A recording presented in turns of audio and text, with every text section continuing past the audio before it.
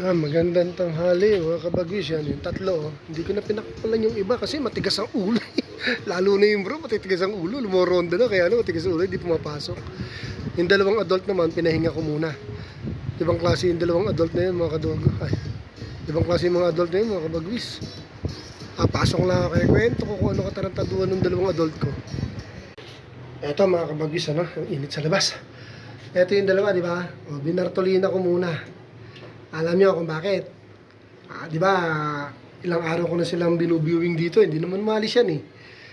Hintay ko na lang Ramonda kung sa akin babalak, pero sa tingin ko, mapapaamo ko na. Ang problema, nung last na pinakawalan ko sila, di ba, yan, Therese. Pumasok sa kwarto, tinawag ako ng anak ko, sabi, Daddy, may kalapati sa kwarto ni Tyrone. Nakita ko.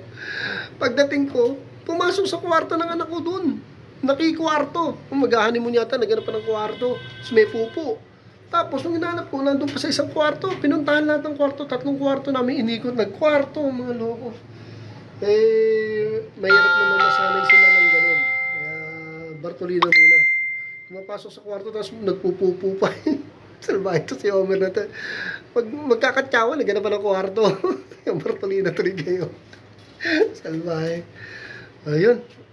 Dito mo na mga kabagwis ha, hintayin natin bumabata mga to. Yung 3 makukulit. Yung 2 brand, Bartolina, yun. Asan yung isa? May isang brown akong binartolina eh. 2 sila, hindi sila pumapasok. Okay, dito mo na mga kabagwis ha. See you next time!